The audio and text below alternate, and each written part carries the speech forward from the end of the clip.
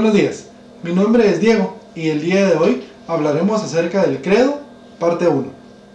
Para comenzar nuestra catequesis de la semana, iniciaremos con una pequeña oración. Diremos todos en el nombre del Padre, del Hijo y del Espíritu Santo.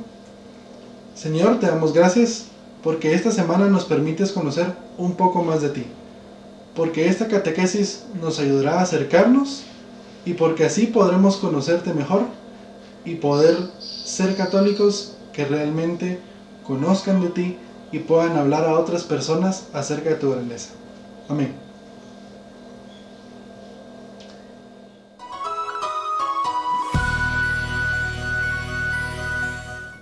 El día de hoy hablaremos acerca del credo.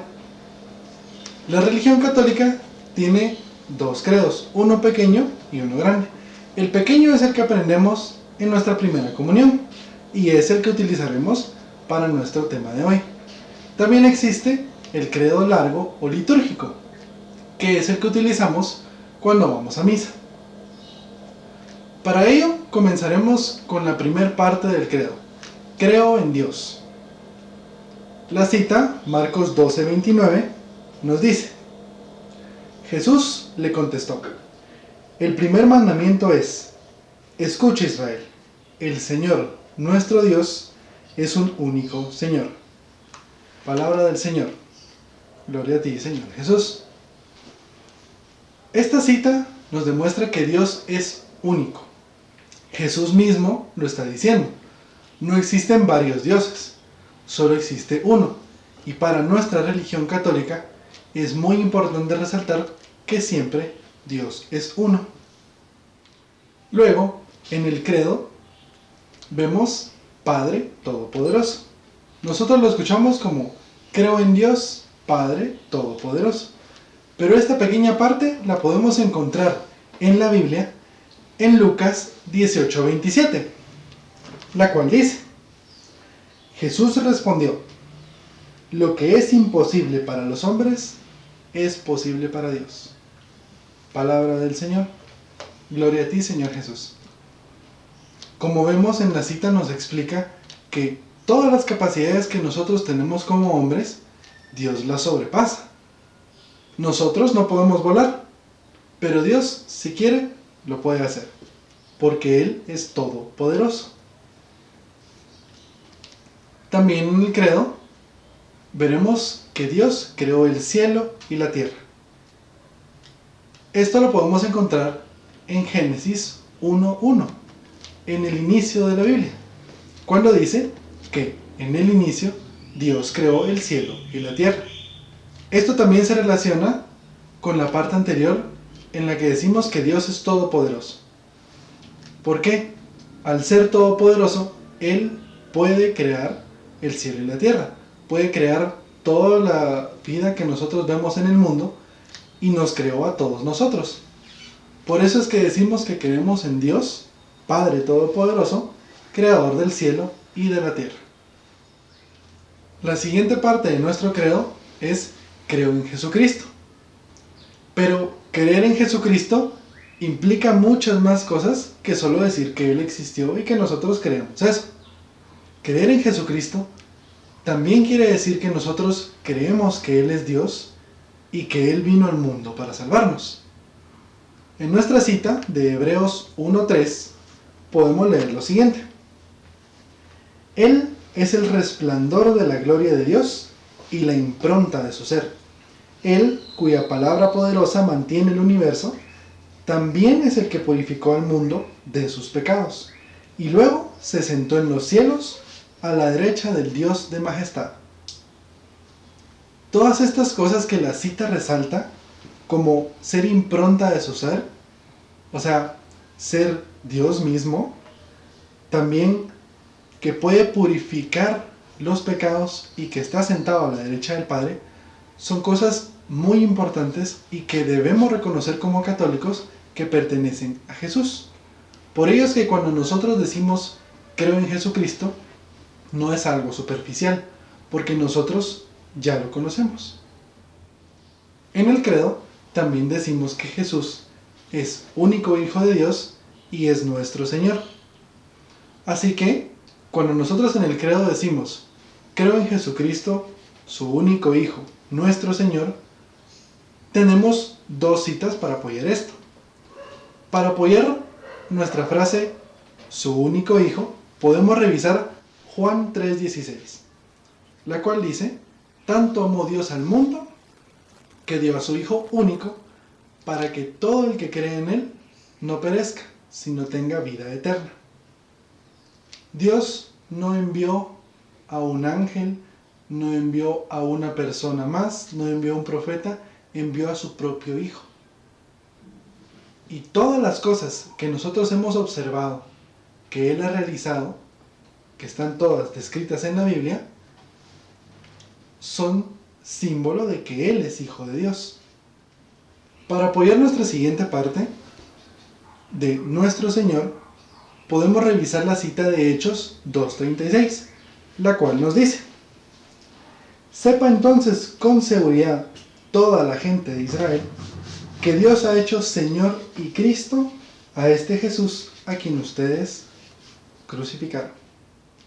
En esta cita podemos ver cómo los apóstoles siguen compartiendo esa enseñanza que tuvieron de Jesús. Podemos ver cómo Jesús se le ha dado el nombre de Señor. Y ahora pueden preguntar, ¿qué es esto de Señor? ¿Por qué le decimos Señor?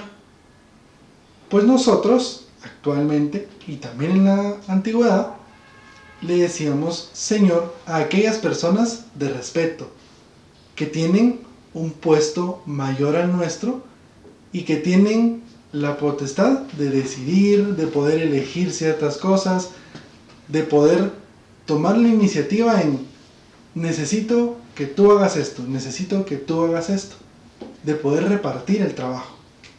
Es alguien a quien nosotros respetamos y que de cierta manera también buscamos igualar, también buscamos llegar a eso. Por eso es que le decimos a Jesús Señor. No es solo una palabra más y ya. Es porque Él es Señor de nuestras vidas y Él decide cuál es nuestro mejor camino dentro de la vida. Continuamos con la afirmación que fue concebido por obra y gracia del Espíritu Santo. Esto lo podemos ver en Lucas 1:35, en la anunciación del ángel, en donde nos dice: contestó el ángel, el Espíritu Santo descenderá sobre ti y el poder del Altísimo te cubrirá con su sombra. Por eso, el niño santo que nacerá será llamado Hijo de Dios. Como podemos ver, también se relaciona con la parte anterior donde dijimos que era su único hijo, porque es Hijo de Dios. Y el ángel anunció que el Espíritu Santo haría posible que Jesús naciera de María la Virgen. Y con esto pasamos también a la siguiente parte, donde decimos que nació de Santa María Virgen.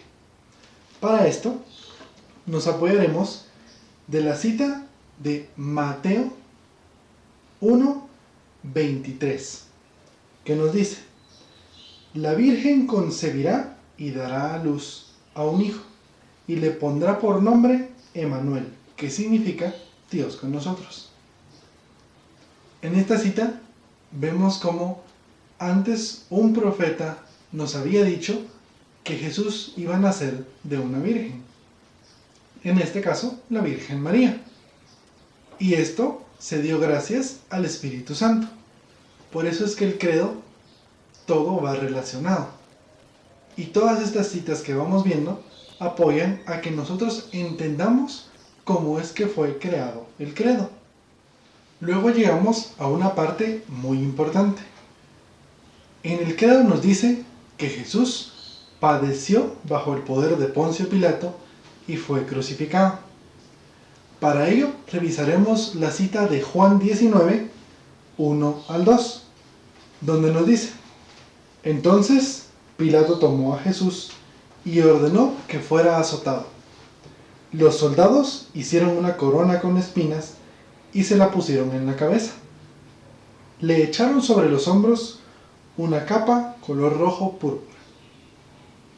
Como vemos, Pilato ordenó que Jesús fuera azotado, y luego, si continuamos leyendo la cita, podremos ver cómo él termina entregándolo para que lo vayan a crucificar. Poncio Pilato era el encargado en ese momento de decidir si Jesús iba a ser o no crucificado. Y como sabemos, fue crucificado. Así es como llegamos a nuestra siguiente parte. En Juan 19, 17 al 19, nos dice: así fue como se llevaron a Jesús, cargando con su propia cruz. Salió de la ciudad hacia el lugar llamado Calvario, o de la calavera, que en hebreo se dice Gólgota. Allí lo crucificaron con él y a otros dos, uno a cada lado y en el medio a Jesús. Pilato mandó escribir un letrero y ponerlo sobre la cruz. Estaba escrito: Jesús el Nazareno, Rey de los Judíos. En esta cita vemos cómo Jesús llega al Calvario, llega a ser crucificado junto con otros dos ladrones, y este es un símbolo muy importante para los católicos. Jesús tomó uno de los castigos más dolorosos y más difíciles de soportar de ese tiempo. Solo a los ladrones, a personas que habían caído muy bajo en la sociedad, se les crucificaba. Y Jesús pasó por eso para redimir nuestros pecados. Por ello es que en el credo también resaltamos que fue crucificado, porque es algo que Él realizó para después poder salvarnos y limpiar nuestros pecados. Llegamos entonces a la muerte y sepultura de Jesús. En el credo decimos que Jesús fue muerto y sepultado. Y tenemos dos citas que nos acompañan. La primera es Lucas 23, del 46 al 47, donde leemos: y Jesús gritó muy fuerte: Padre, en tus manos encomiendo mi espíritu. Y dichas estas palabras, expiró. El capitán, al ver lo que había sucedido, reconoció la mano de Dios y dijo: realmente este hombre era justo. Esta cita nos demuestra cómo es que fueron las últimas palabras de Jesús antes de morir en la cruz. Y cómo también alguien que no creía en Él reconoció que Jesús era Dios mismo. Reconoció que Él era un hombre justo. Y esto suena mucho en mi cabeza cuando pronuncio el credo, porque es algo muy importante, como unas palabras, como acciones, como cosas que podemos observar en la Biblia pueden no solo acrecentar nuestra fe, sino también cambiar la manera en la que otros ven a Jesús, porque no se han encontrado con Él o no saben mucho. Y como este capitán, al escucharlo, al verlo, reconocen que es un hombre justo, reconocen que es Dios. Y por eso puede decir estas palabras. Para terminar con muerto y sepultado, tenemos la cita de Lucas 23:53, en donde dice: después de bajarlo de la cruz, lo envolvieron en una sábana y lo depositaron en un sepulcro nuevo cavado en la roca, donde nadie había sido enterrado aún. Aquí podemos ver cómo Jesús, luego de haber muerto en la cruz, fue bajado, envuelto en una sábana y sepultado. ¿Por qué? Porque en esos tiempos, como era la víspera de la Pascua, Jesús no se podía quedar ahí en la cruz. Por ello es que deciden bajarlo y sepultarlo después de que Él hubiera muerto. En la siguiente parte del credo podemos ver cómo Jesús descendió a los infiernos y al tercer día resucitó de entre los muertos. Ahora, ¿cómo habrá sido esto de descender a los infiernos? La cita con la que podemos apoyarnos es Primera de Pedro 3, del 18 al 19, donde nos dice: Pues Cristo murió una vez por el pecado y para llevarnos a Dios, siendo esta la muerte del justo por los injustos. Murió en su carne y luego resucitó por el Espíritu. Entonces fue a predicar a los espíritus encarcelados. Estos espíritus encarcelados de los que habla la cita son aquellas personas que están en el infierno, que no pudieron llegar a Dios porque en tiempos de Noé no quisieron creer.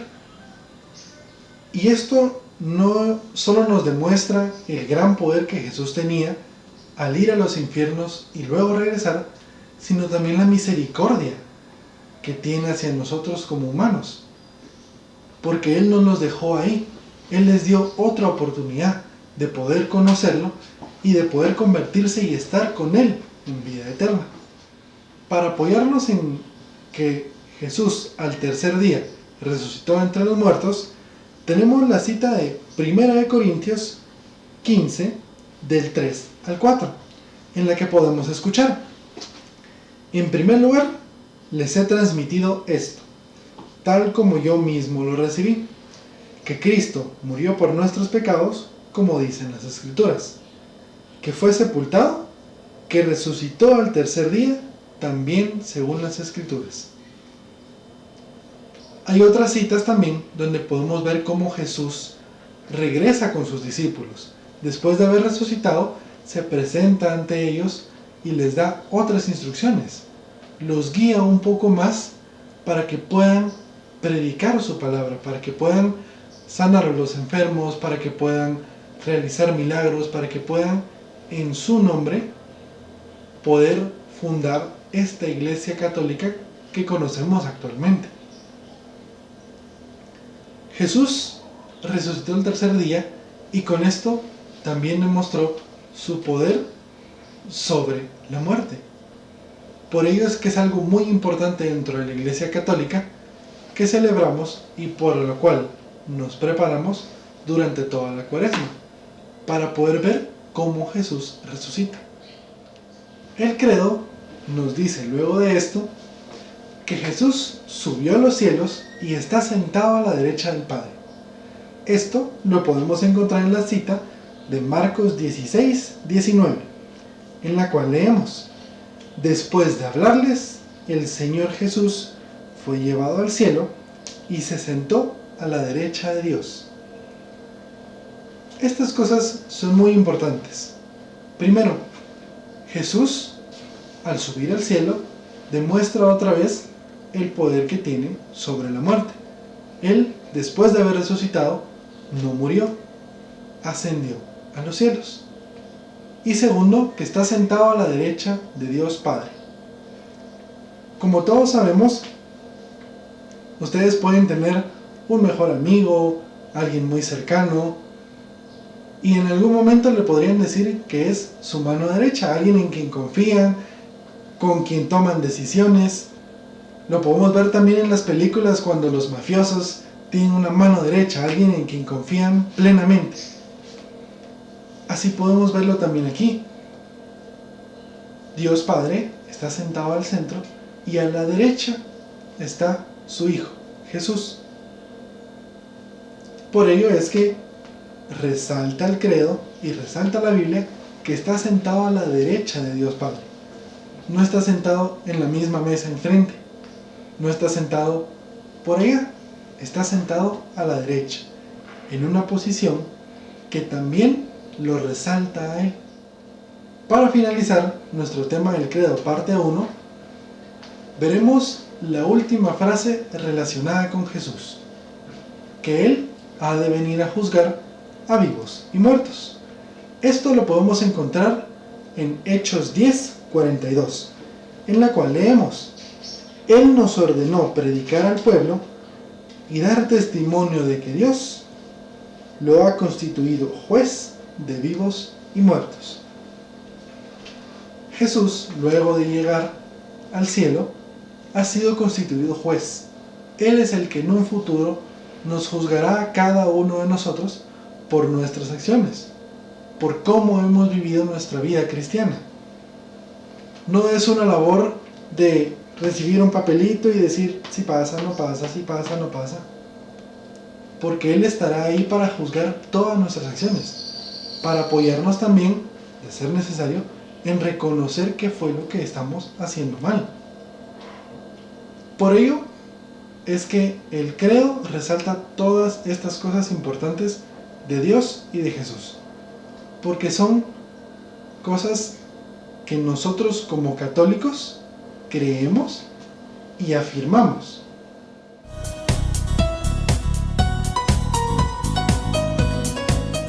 Nuestra actividad de la semana consiste en reflexionar acerca de la primera parte del credo. En este archivo verán preguntas relacionadas hacia Dios y hacia Jesús, y un par de citas que deberán de buscar para poder poner su comentario. Esta actividad busca que reflexionen acerca de lo que vimos hoy. No que pongan información, no que busquen en otras páginas lo que otras personas piensan, sino lo que ustedes lograron entender y lo que ustedes pueden decir acerca de Dios y acerca de Jesús. Sin más que añadir, espero que esta catequesis les ayude mucho en su crecimiento personal y que todos como católicos podamos aprender un poco más acerca de Dios.